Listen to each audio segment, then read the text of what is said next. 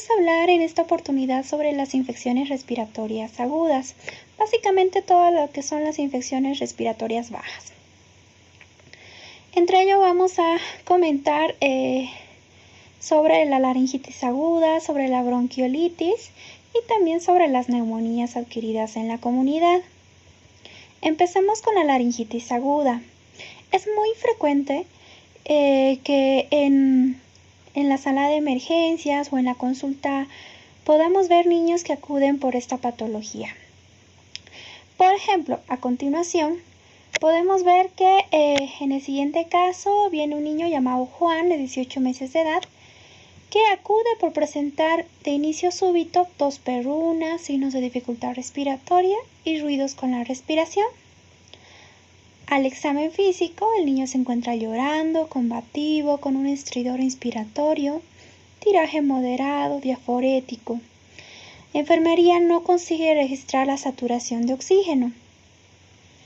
Entonces, este es un caso común que lo vamos a vivir a diario en la consulta, como les decía, o en la sala de emergencias, ¿no? Entonces, como pueden ver, con lo que estamos comentando este caso clínico, nos debemos poner a pensar cómo abordaríamos a este niño.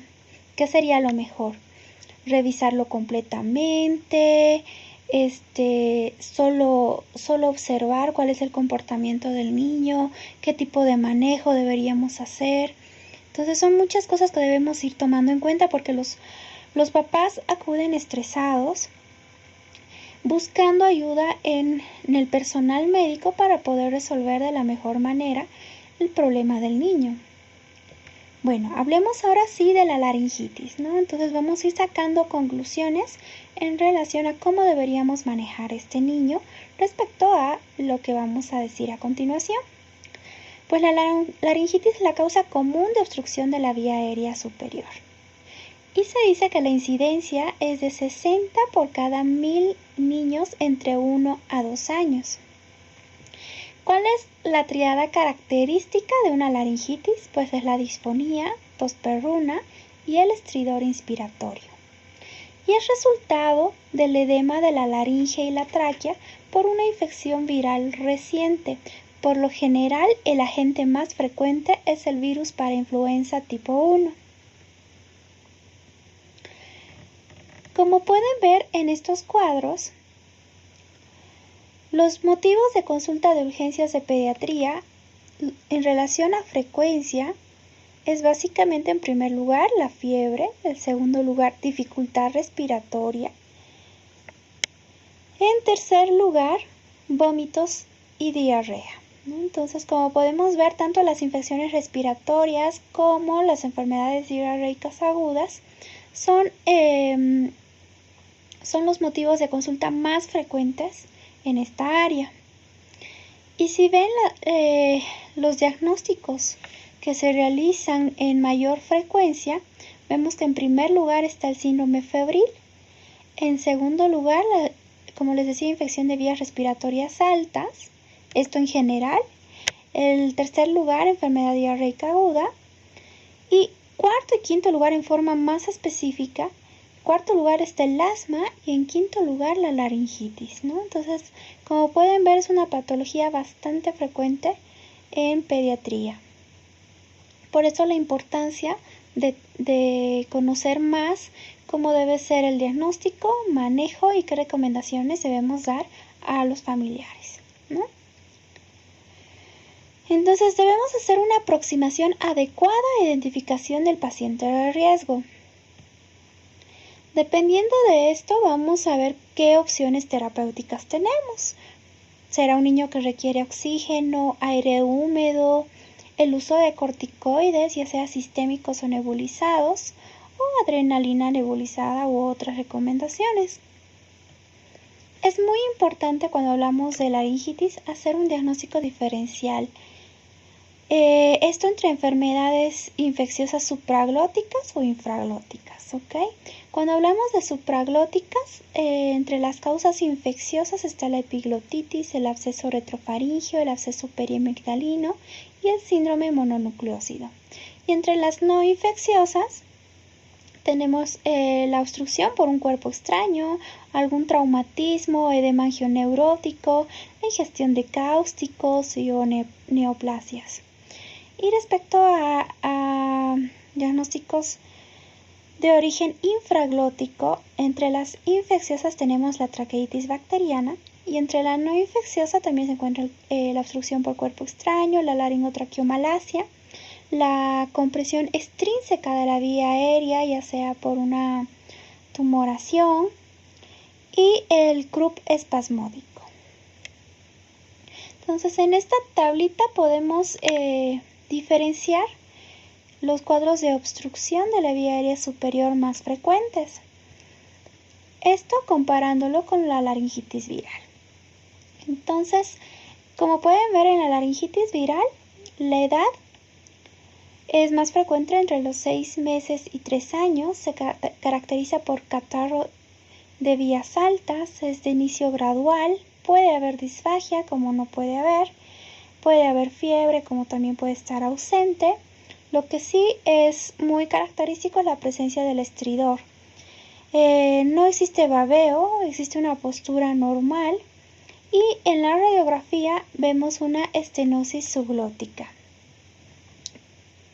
Por otro lado, la laringitis espasmódica suele ser más frecuente entre los 2 a 6 años de edad, no tiene prodromos, es de inicio brusco, no puede haber no puede haber disfagia, no hay fiebre, sí puede presentar estridor, no hay babeo, la postura es normal y en la radiografía puede haber una estenosis subglótica o una radiografía normal.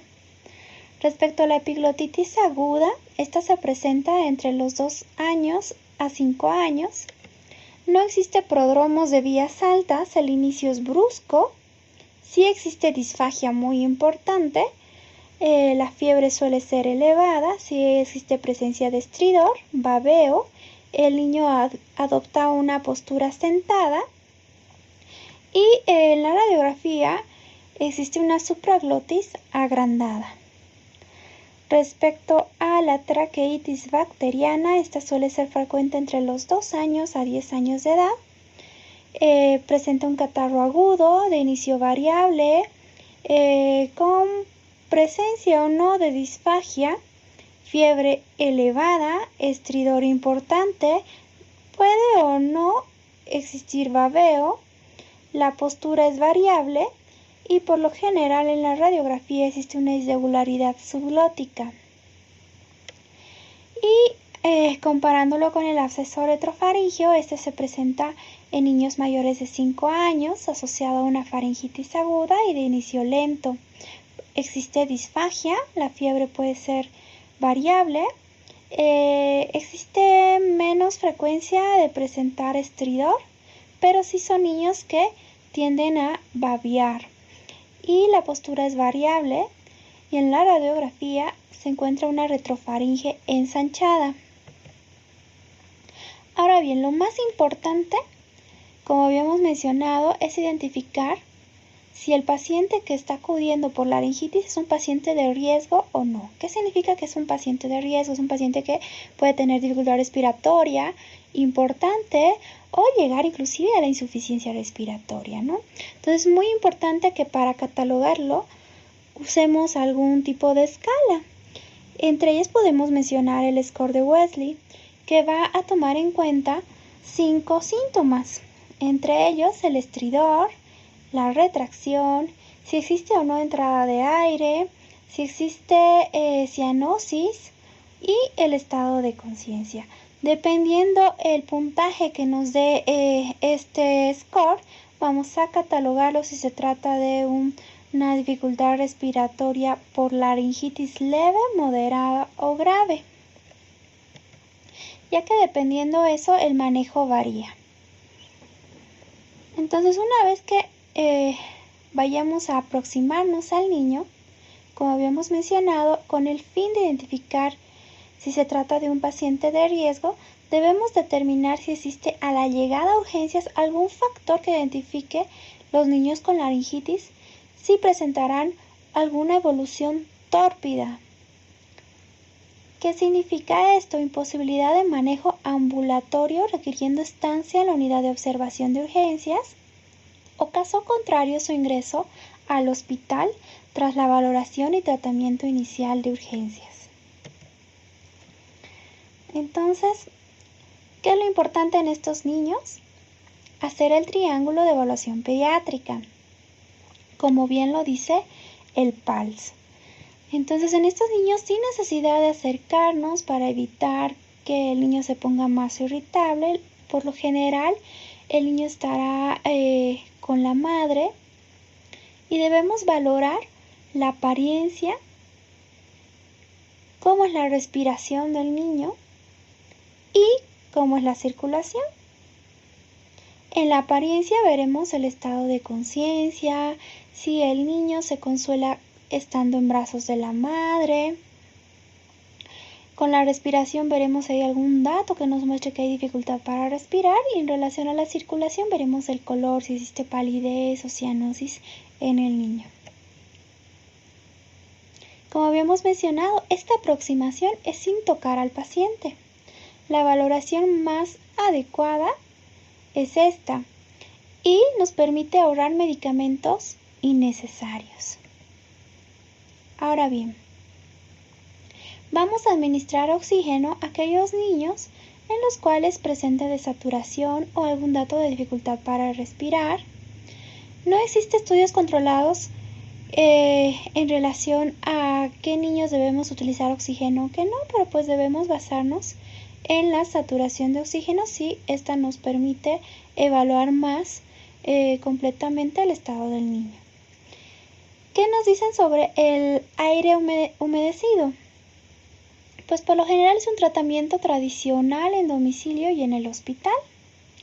Es ampliamente recomendado porque alivia la mucosa laríngea inflamada, disminuye la viscosidad de las secreciones y facilita el flujo de aire subglótico. Respecto a los corticoides, hubo un tiempo, esa etapa previo a los corticoides, donde se hicieron estudios y vieron que por lo general la tasa de ingreso de hospitalización por laringitis variaba de 1 al 15% y que de estos niños el 2% requería intubación. En este momento, actualmente, posterior ya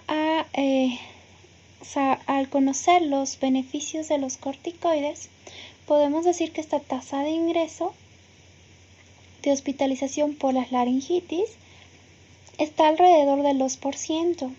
Y se dice que de este 2%, los niños que requieren intubación corresponde de 0.5 a 1.5%. Ahora bien, existen estudios donde evaluaron la respuesta de la inflamación en una laringitis posterior a la administración de corticoides. Entre ellos podemos citar la versión inicial de una revisión sistemática que fue en el año 1997. Desde entonces existen ensayos seleccionados al azar que examinaban la ventaja de los corticoides. En este estudio, como objetivo, se determinó el efecto de los corticoides en los niños con laringitis. Proporcionar evidencia a los clínicos fue la finalidad de este estudio en relación al tratamiento de pacientes con laringitis, determinando la eficacia de los corticoides e identificar áreas para investigación futura. Se tomaron 3.736 pacientes y pues como nivel de evidencia 1A concluyeron tras este estudio que la dexametasona y budesonide son eficaces para aliviar los síntomas de la laringitis a las 6 horas de administrar el tratamiento.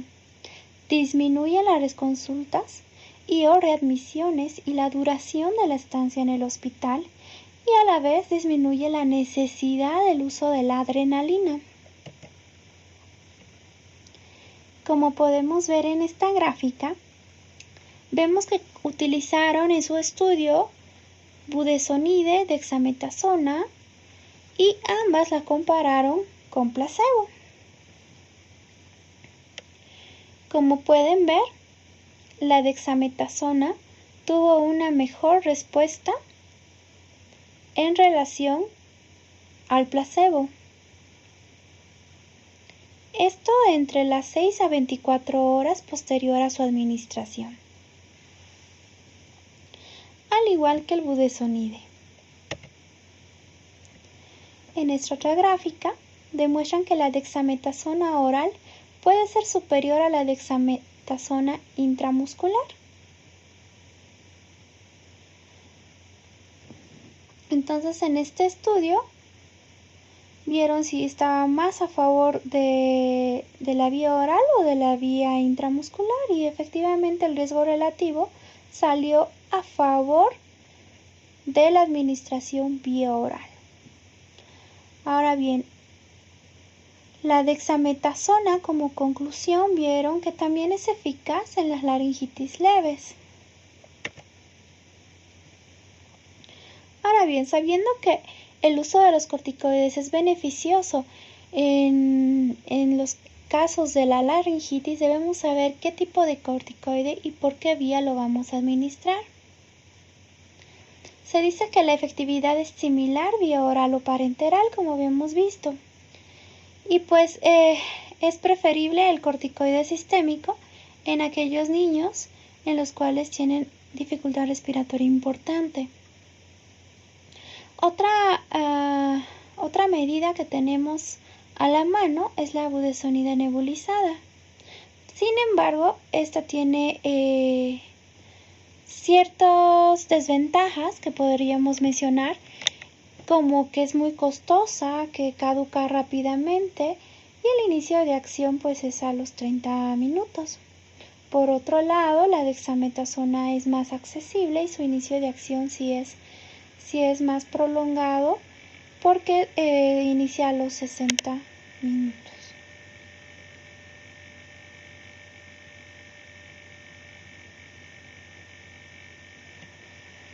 ¿Qué podemos decir acerca de los agonistas adrenérgicos nebulizados? Pues por lo general todo niño que ingresaba con laringitis se le administraba adrenalina a su ingreso. Sin embargo, el 35% de estos niños que ingresaban y que utilizaban la adrenalina como primera medida de tratamiento, vieron que reaparecía la sintomatología a las 2 horas de recibirla, sin corticoide previo. Entonces se hicieron varios estudios, entre ellos este que les comento, cuyo objetivo fue establecer una dosificación eficaz y segura, un régimen de tratamiento, y repasar específicamente la evidencia para la hipótesis siguiente: los agonistas adrenérgicos nebulizados en la laringitis moderada severa son eficaces para aliviar la obstrucción de la vía aérea superior. La actualización más reciente que apoya el uso de los agonistas adrenérgicos fue el 21 de mayo del 2005. Y sugieren utilizarla como rescate hasta que comienzan a actuar los corticoides. Por eso que como medida de tratamiento en una laringitis se debe primero administrar el corticoide, dexametasona, por ejemplo, intramuscular, y luego administrar las nebulizaciones con adrenalina. Por lo general, siempre se debe mantener bajo observación a estos niños durante 2 horas, y alrededor del 5% de los pacientes que reciben el alta tras recibir adrenalina y dexametasona se dice que vuelven a consultar por la misma sintomatología. Entonces, en esta gráfica tenemos los puntos clave en el manejo de la laringitis. Como pueden ver, el oxígeno es muy importante en aquellos niños que desaturan o que tienen algún grado de dificultad respiratoria. Por lo general, usamos mascarillas faciales y les mantenemos con un flujo de 4 litros para arriba por minuto. Respecto a los corticoides, como habíamos mencionado, pueden ser corticoides orales, sistémicos o nebulizados, ¿no? Entre el corticoide sistémico oral podemos usar la dexametasona de 0.15 a 0.3 miligramos kilo, o si vamos a administrarla intramuscular, lo podemos administrar una dosis de 0.6 miligramos kilo dosis. Este tratamiento se lo puede mantener o repetir de 12 a 24 horas. En relación a los corticoides nebulizados, podemos usar 2 miligramos de budesonida sin necesidad de diluir. Por lo general, como habíamos mencionado, actúa a los 30 minutos y se lo puede repetir cada 12 horas, aproximadamente por 2 días. Por otro lado, la adrenalina nebulizada está indicada en laringitis moderada severa a una dosis de 0.5 mililitros kilo hasta un máximo de 5 mililitros.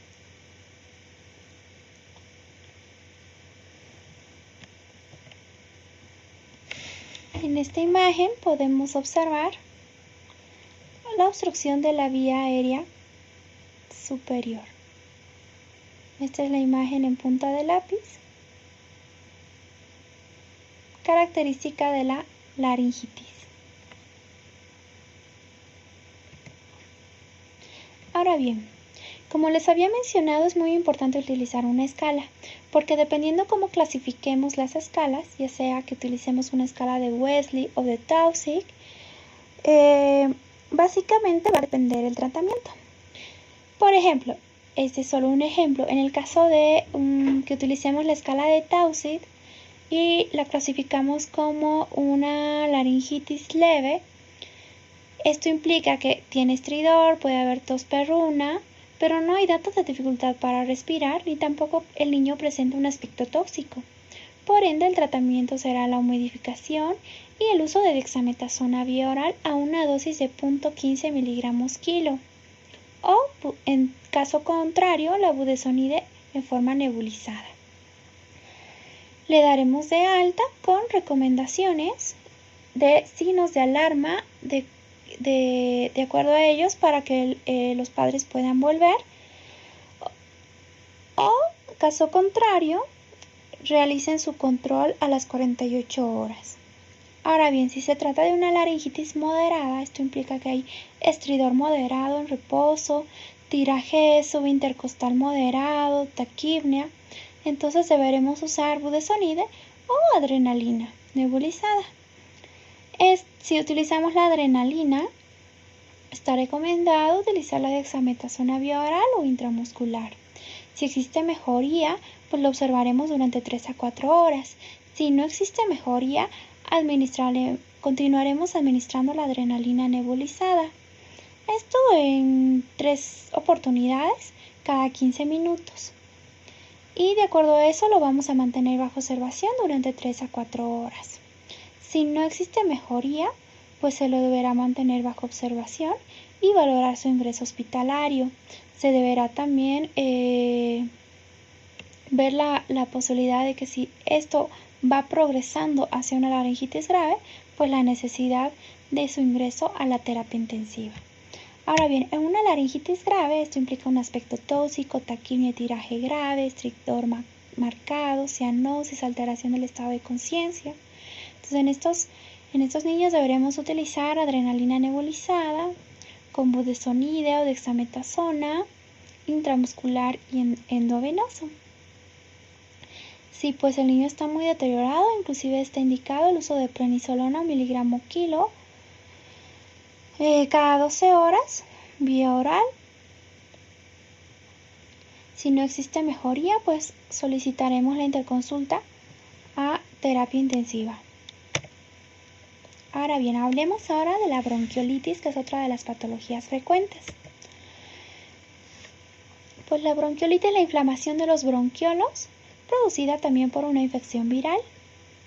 Es una infección del tracto inferior más frecuente en menores de 2 años de edad, cuyo agente infeccioso es el virus sincitial respiratorio. Entonces, ¿cuáles son los objetivos para entender este tema? Es reconocer la presentación clínica, es actualizar recomendaciones en el diagnóstico y tratamiento en base a la Academia Americana de Pediatría, evaluar la eficacia de las intervenciones terapéuticas y explicar el pronóstico del diagnóstico y riesgo de recurrencia. Ahora bien, ¿cómo podemos definir bronquiolitis? Pues es el primer episodio de sibilancias en menores de 2 años con antecedente de infección respiratoria viral. Anteriormente se hablaba mucho de los criterios de McConkie, que consistía en los siguientes 5 criterios. Primero, disnea expiratoria de comienzo agudo, edad inferior a 24 meses, signos de enfermedad respiratoria viral, con o sin indicios de distrés respiratorio, neumonía o atopía, y que debe ser el primer episodio. Respecto a la epidemiología, se dice que más de 90,000 hospitalizaciones por año existen en Estados Unidos. El principal factor de riesgo es la edad, menores de 1 año y principalmente menores de 3 meses.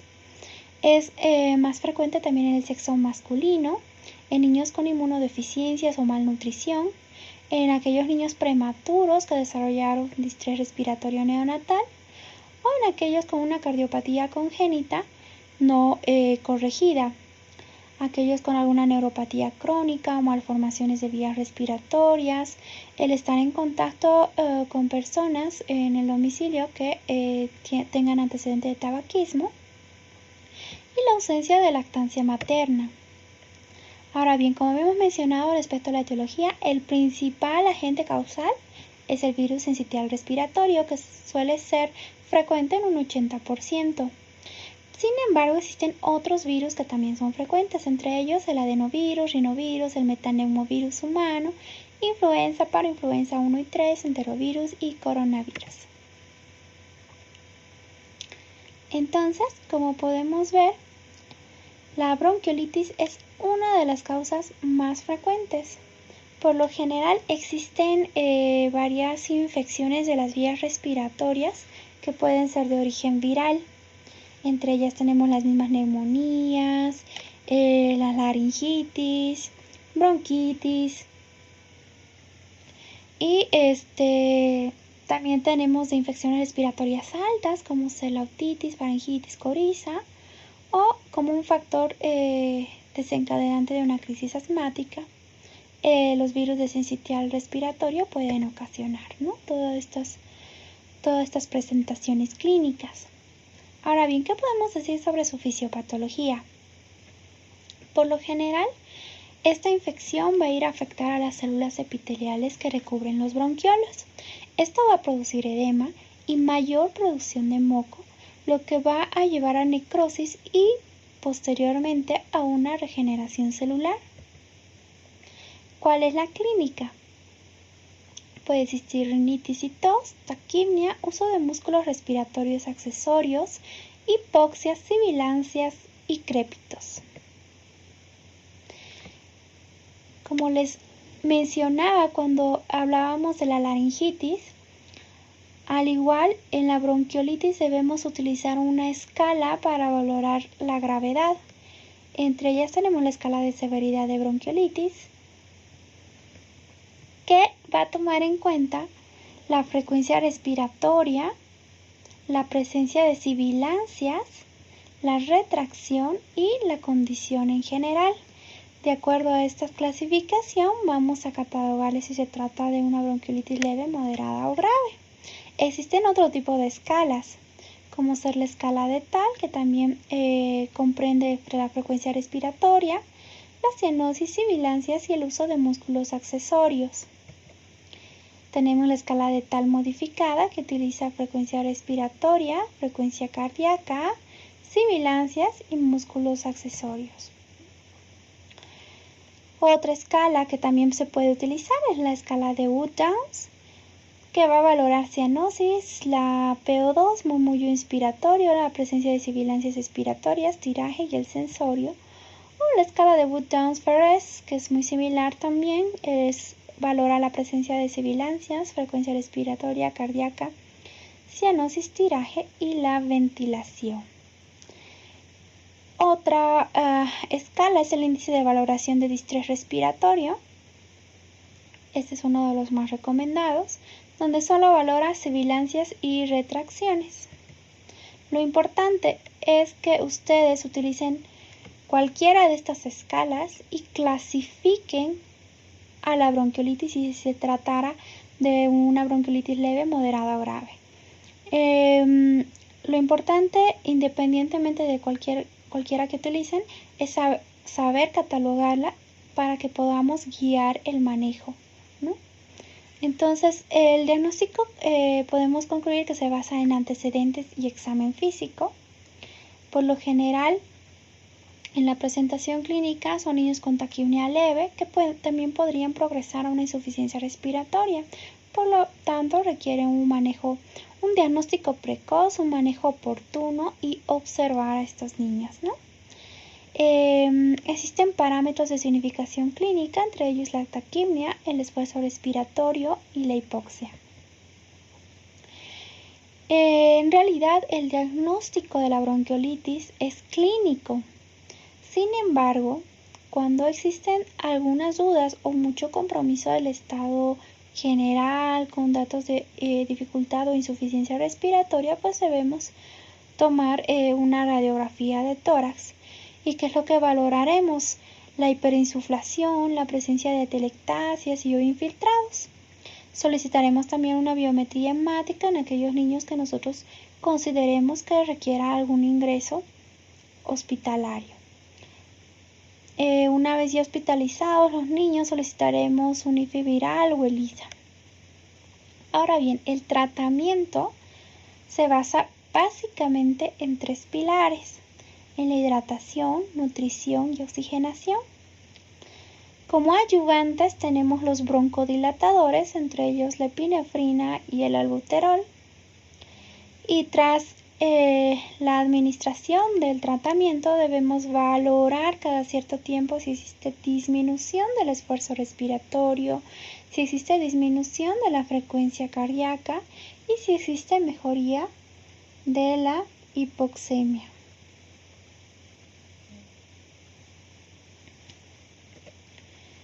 Ahora bien, esta gráfica nos muestra qué tipo de manejo debemos hacer dependiendo cómo lo vayamos clasificando.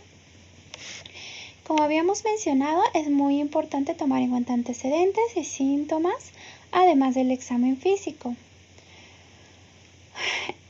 Por otro lado, tras la evaluación inicial, deberemos tomar en cuenta factores de riesgo, aplicar un score clínico y tomar en cuenta la oximetría. Es importante que en esta primera parte veamos que existe desobstrucción nasal y evaluación de la situación basal. Una vez realizado todo esto, realizaremos la clasificación aplicando este score clínico y lo clasificaremos como una bronquiolitis leve, sin factores de riesgo, en los cuales el tratamiento es ambulatorio. Y deberemos permeabilizar la vía aérea superior, deberemos orientar sobre la alimentación, administrar antitérmicos si tiene fiebre y en algunos casos de valorar el uso del salbutamol. Si el score nos sale que se trata de una laringitis moderada y o existe un factor de riesgo relativo, pues deberemos dar el tratamiento en la sala de urgencias y mantenerlo bajo observación. A la vez, permeabilizaremos la vía aérea superior, administraremos oxígeno si es necesario y administraremos nebulizaciones con, como habíamos mencionado, con adrenalina o, caso contrario, con salbutamol y valoraremos la respuesta. Ahora bien, si se trata de una bronquiolitis grave con factores de riesgo o no, deberemos hospitalizar a estos niños. Deberemos mantenerlos monitorizados, permeabilizando la vía aérea superior, administraremos fluidoterapia a través de una vía endovenosa y continuaremos con el tratamiento de las nebulizaciones. Como conclusiones podemos mencionar lo siguiente. Se debe diagnosticar la bronquiolitis en base a antecedentes y examen clínico. Este es un nivel de evidencia B. Se debe evaluar factores de riesgo. No administrar de rutina broncodilatadores y corticoides. No indicar fisioterapia respiratoria. Todos estos puntos son niveles de evidencia B. Y la oxigenoterapia solo si existe desaturación es un nivel de evidencia D. Ahora bien, la descontaminación de manos como medida más importante para prevenir la diseminación intrahospitalaria es importante. Es un nivel de evidencia B. No se debe exponer a los lactantes al tabaquismo pasivo. Es otra recomendación bastante importante, nivel de evidencia B. Se recomienda el amamantamiento para disminuir el riesgo de infecciones respiratorias inferiores, nivel de evidencia C. Y el palivizumab en lactantes con antecedentes de prematuridad, neumopatía crónica o cardiopatía crónica está recomendado con un nivel de evidencia A. Ahora bien, hablemos de las neumonías en la comunidad. Pues se dice que es la presencia de fiebre, síntomas respiratorios agudos o ambos, más evidencia de infiltrados parenquimatosos en la radiografía de tórax. Por tanto, la neumonía adquirida en la comunidad es una infección aguda del parénquima pulmonar adquirida fuera del ambiente hospitalario. El diagnóstico usualmente requiere del antecedente o hallazgo físico de un proceso infeccioso agudo con fiebre y signos y síntomas de dificultad respiratoria o evidencia radiológica de un infiltrado pulmonar. Se dice que aproximadamente 150 millones de episodios anuales entre menores de 5 años en países de desarrollo presentan neumonía, 95% del total mundial. 11 a 20 millones requerirán hospitalización y más de 2 millones morirán, 1 de cada 5 niños. Por lo general mata a un mayor número de niños y niñas que cualquier otra enfermedad. Más del 50% de casos y 84% del total de muertes a nivel mundial ocurren en Asia Meridional y África subsahariana. Como pueden ver en este estudio, las causas más frecuentes de enfermedades en niños menores de 5 años que causa mortalidad son, en primer lugar, la neumonía y en segundo lugar la enfermedad diarreica aguda. Se dice que en 53% de casos está implicada la desnutrición. Ahora bien, los virus son los agentes responsables de la mayoría de los casos de neumonía adquirida en la comunidad. El Streptococcus pneumoniae es la bacteria que con mayor frecuencia causa neumonía en niños. 20 a 37% de las neumonías con consolidación alveolar en la radiografía de tórax corresponde a la neumonía por estreptococo. En estas gráficas en estas tablas podemos ver los diferentes agentes etiológicos relacionados a las neumonías, ¿no? Entonces, entre los virus tenemos el virus sincitial respiratorio, influenza, parainfluenza, adenovirus, rinovirus. También tenemos agentes atípicos como la clamidia trachomatis, clamidia pneumonia o el mycoplasma pneumonia. Y entre las bacterias, el Streptococcus pneumoniae, el Staphylococcus aureus, Haemophilus influenza, o en nuestro país, Bolivia, que es una enfermedad endémica, pues la tuberculosis, ¿no? Es una neumonía por Mycobacterium tuberculosis. Ahora bien, por lo general, en niños menores de 6 meses, las infecciones bacterianas suelen ser frecuentes. Y esto también asociado a infecciones virales. Según va aumentando la edad, las infecciones por bacterias van haciéndose más frecuentes. Caso contrario, con las infecciones virales, estas suelen ser ocasionales y pues va disminuyendo, como pueden ver en la gráfica, proporcionalmente la frecuencia de este tipo de agentes.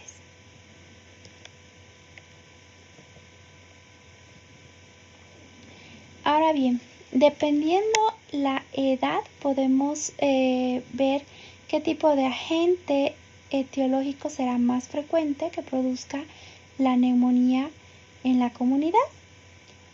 Por lo general en neonatos, básicamente, o en lactantes menores de 2 años, es frecuente las infecciones por estreptococo del grupo B o enterobacterias, entre ellas por ejemplo Escherichia coli, o ciertos virus como el citomegalovirus. También es frecuente las infecciones por Listeria monocitogenes. Ahora bien, entre las 3 semanas y los 3 meses son frecuentes las infecciones por Clamidia trachomatis, que por lo general producen neumonías afebriles, el virus sincitial respiratorio, el virus para influenza, y va aumentando la frecuencia de estreptococoneumonía como agente, ¿no?, etiológico. También tenemos la Bordetella pertussis y el Staphylococcus aureus.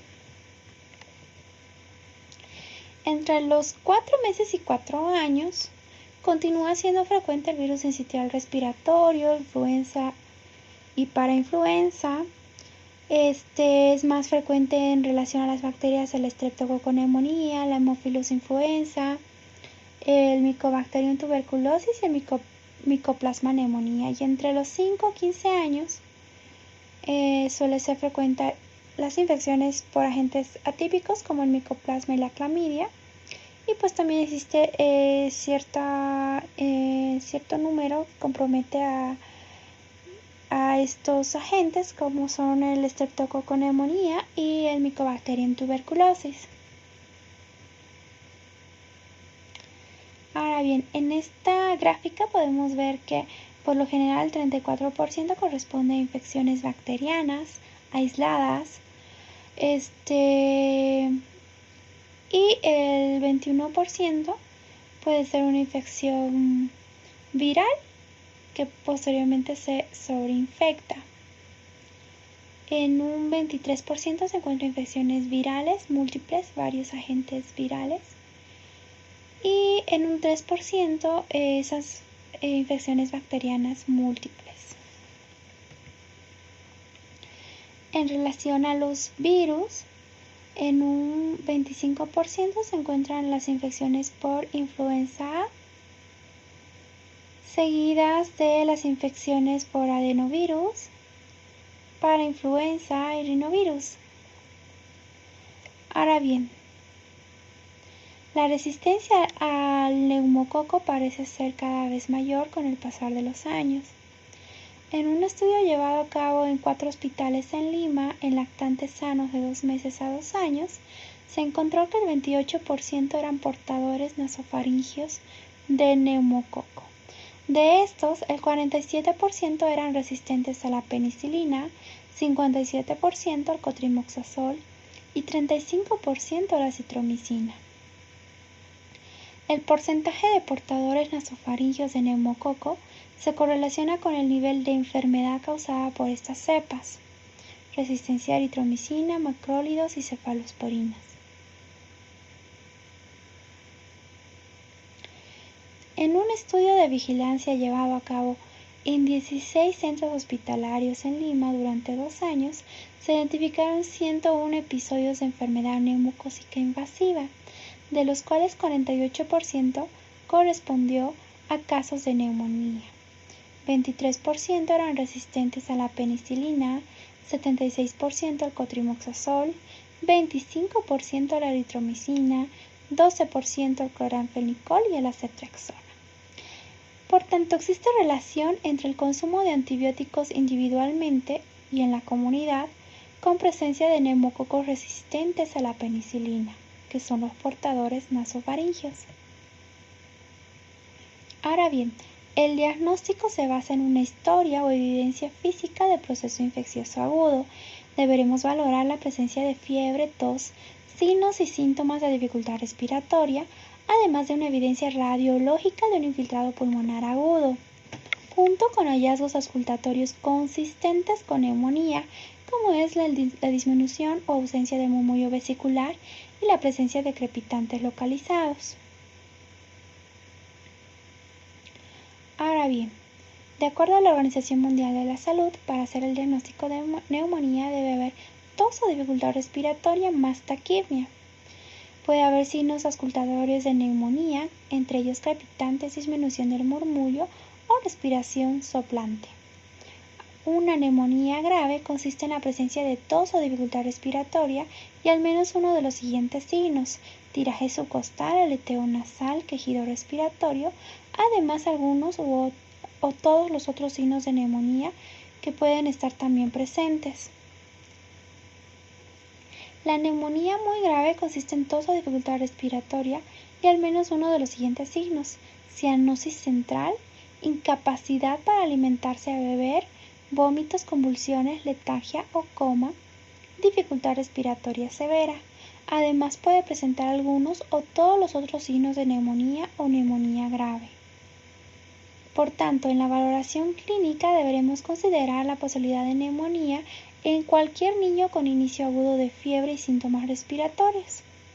La historia clínica inicial deberá incluir la edad del niño, la estación del año, la inmunización previa, la antibiótico-terapia previa y la exposición a la tuberculosis al ser un país endémico en esta enfermedad. El examen físico deberá incluir la apariencia general del niño, la frecuencia respiratoria y el esfuerzo expiratorio. Estos son los criterios para taquipnia según la edad, de acuerdo a la Organización Mundial de la Salud. Entre los 2 y 12 meses, por lo general, valores normales comprenden entre 25 y 40 respiraciones por minuto. Se dice que existe taquipnia cuando ésta está presente más de 50. Entre 1 y 5 años, cuando existe mayor a 40, y en mayores de 5 años, cuando el valor de la frecuencia respiratoria es mayor a 38. La taquipnia puede no estar presente en un niño con retracciones pronunciadas u otros signos de incremento del trabajo respiratorio. Ahora bien,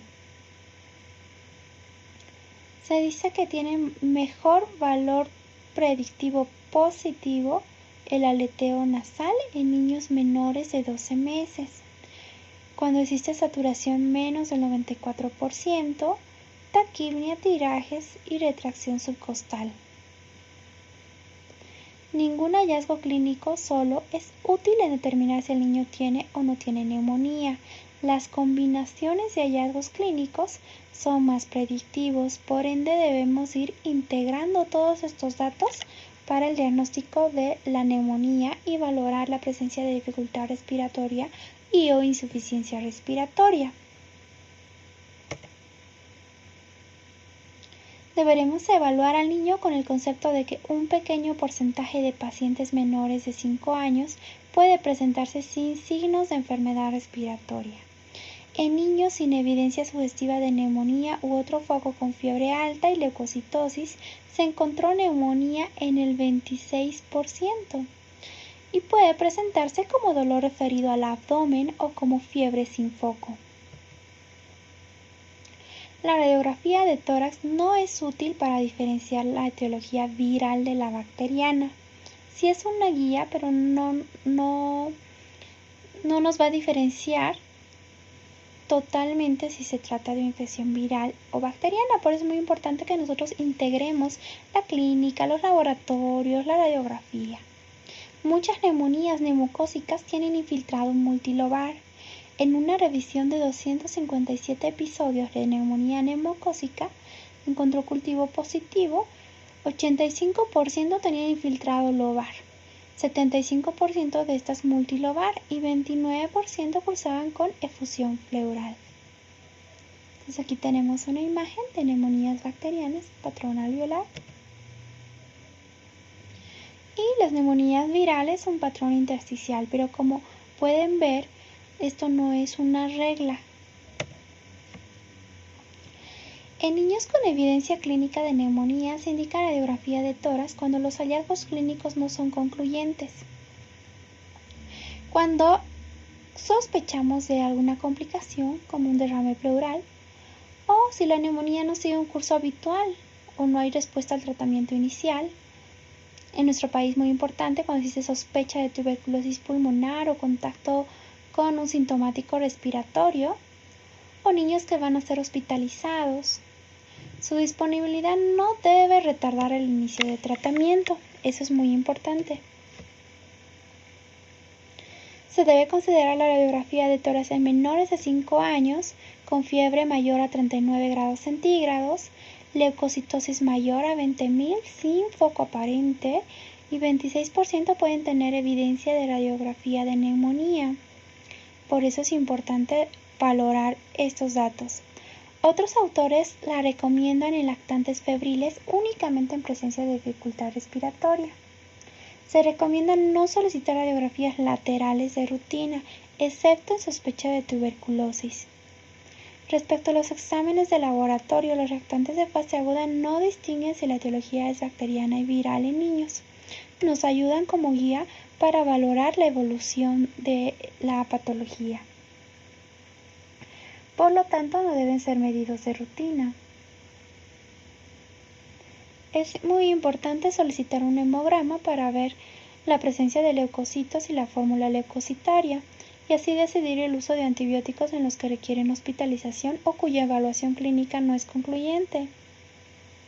Por lo general, se dice que la proteína C reactiva cuando es mayor a 35-60 miligramos litro es más frecuente en etiología bacteriana. Se recomienda que los cultivos de sangre no sean rutinariamente obtenidos. Solo el 5 al 10% de hemocultivos serían positivos en niños con neumonía, excepto en pacientes que requieren hospitalización.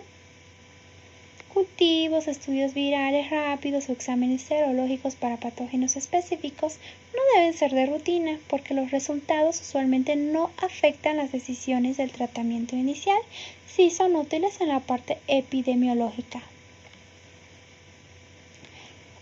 PPD y otras pruebas serán dirigidas a niños con historia de contacto con sintomático respiratorio y se deberá solicitar este PPD en aquellos niños. Tiene valor si se solicita 2 meses después de la aplicación de la BCG. Ahora bien,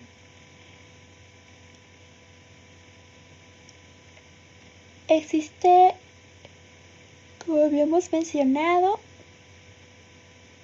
entre las posibilidades etiológicas, la etiología bacteriana y la viral y la atípica. Y existe ciertos datos que nos pueden orientar más si se trata de una neumonía bacteriana o viral o por atípicos. Entre ellos se dice que la instalación de la neumonía por lo general es brusca cuando se trata de una neumonía bacteriana. Por otro lado, la viral o la atípica pues suele ser progresivo. Por lo general tiene una fase tóxica, la tos es bastante frecuente, tiene temperatura alta, mayor a 38.5 grados, existen datos de consolidación, en los laboratorios se muestra leucocitosis con predominio de polimorfonucleares y en la radiografía se ve condensación alveolar cuando se trata de una infección bacteriana. Respecto a la viral o por atípicos, por lo general mantienen un buen estado general, la tos suele ser paroxística, la fiebre puede estar presente pero no es muy alta, La presencia de consolidaciones es menos común y existe un predominio por mononucleares. Por lo general, en la radiografía de tórax se observa un infiltrado intersticial alveolar. Como habíamos mencionado, pues sí puede variar, no es una regla, pero todos estos datos te pueden orientar a ver si le vas a iniciar antibióticos si se trata de una neumonía bacteriana o mantener una postura más conservadora si se trata de una infección viral.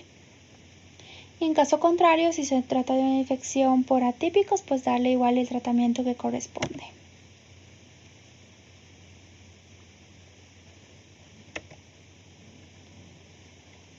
Bueno, es muy importante conocer criterios de hospitalización. Es por eso que en niños lactantes debemos internarlos cuando pues son niños que requieren oxígeno. Son niños cianóticos con desaturación o en aquellos datos de franca taquipnia, frecuencia respiratoria aumentada, con datos de insuficiencia respiratoria, en los casos de apnea o que el niño no se esté alimentando como tiene que ser, que presente alguna comorbilidad asociada como la inmunosupresión o cardiopatías. También es una indicación que los familiares no sean capaces de proporcionar el cuidado apropiado a estos niños o que no puedan cumplir con administrar el tratamiento que requieren. También se deberá considerar en aquellos niños con neumonía con imagen radiográfica multilobar o neumonía complicada. Ahora bien, en niños mayores se deberá considerar hospitalización, igual cuando tienen datos de taquipnia, de saturación, datos de dificultad respiratoria o insuficiencia, datos de deshidratación, comorbilidades, problemas sociales, una neumonía con imagen multilobar o complicada. Por lo general en lactantes se dice que es una neumonía leve cuando la temperatura es debajo de 38.5 grados, la frecuencia respiratoria menos de 50, existe leve retracción y pues aún puede alimentarse el niño. Se trata de una neumonía severa, lo contrario, cuando existe temperatura alta, con taquipnia, datos de dificultad respiratoria, cianosis, apnea y que el niño se encuentra inapetente. En niños mayores, lo propio.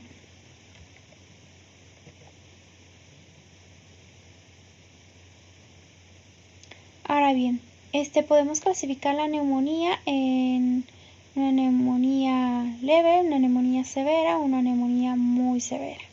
La neumonía por lo general tiene una frecuencia respiratoria mayor de 50 por minuto en niños de 2 a 11 meses de edad o mayor de 40 entre los 12 y 59 meses si no existe datos de retracción subcostal. En la neumonía severa sí existe la presencia de retracción con o sin respiración rápida, y en la neumonía grave, muy grave, existe incapacidad de beber, la presencia de convulsiones, cianosis central, sueño anormal, dificultad para despertarse, estridor en niños tranquilos o malnutrición severa clínica. Los niños clasificados como neumonía severa y neumonía muy severa requieren hospitalización. Se recomienda el uso de oxímetro de pulso en casos de neumonía. Si no se dispone de oxímetro, el examen clínico tiene cierto valor para predecir hipoxemia, la incapacidad para beber, comer o llorar, la taquipnia o la presencia de retracciones. La transferencia a cuidados intensivos deberá ser considerado cuando el paciente fracasa al mantener la saturación de oxígeno mayor con FiO2 mayor del 60% o cuando tiene datos de mala perfusión, un paciente con choque, o hay incremento de la frecuencia respiratoria, de la frecuencia de pulso, con evidencia de clínica de distrés respiratorio severo y agotamiento, con o sin elevación arterial de la tensión de CO2, cuando existe también apnea recurrente o respiración irregular. Ahora bien, el tratamiento respecto a las medidas de sostén, deberemos mantener la alimentación si es posible o darle las soluciones de base que requiera. Se deberá permeabilizar las fosas nasales, principalmente en lactantitos. El tratamiento de la fiebre con antipiréticos, vigilar signos de agravamiento de alarma, Se deberá monitorizar, usar el uso de pulsosimetría de rutina, monitorizar la frecuencia respiratoria y la cardíaca. El oxígeno para pacientes que desaturan, líquidos endovenosos y electrolitos restringidos solo si son necesarios. Y la terapia respiratoria, aseos nasales, posición semisentada y en niños más grandes, motivación de tos. Pues dependiendo que sospechemos la etiología de la neumonía, administraremos antibióticos. Como de primera elección, pues continúan siendo los betalactámicos. Si es una neumonía que es leve y se la puede manejar en forma ambulatoria, podemos usar amoxicilina o amoxicilina ácido clavulánico en casos pues donde tengamos antecedentes de posible resistencia, pero por lo general con la amoxicilina responden bastante bien. En caso de alergia, en niños alérgicos a este tipo de medicamentos podemos usar algún macrólido. Respecto a la vía parenteral, podemos continuar usando penicilina, ampicilina, alguna cefalosporina. Y también en algunos casos está indicado el cloranfenicol. Sin embargo, en las últimas décadas pues ya está en desuso el uso de este medicamento. Ahora bien, se recomienda la reevaluación de manejo inicial a las 48 horas de iniciado el diagnóstico y el tratamiento. Se deberá evaluar la persistencia de fiebre, taquipnea, disnea o hipoxemia o deterioro que puede estar también asociado a neumotoras, neumatocele, fusión pleural, falla respiratoria y sepsis. Se deberá considerar algún otro diagnóstico alternativo si es que no hubiera una adecuada evolución. También se deberá considerar si el tratamiento antibiótico es eficaz o no por pérdida de cobertura o organismos resistentes a penicilinas y macrólidos. Se deberá también evaluar la presencia de complicaciones o si se trata de una etiología viral.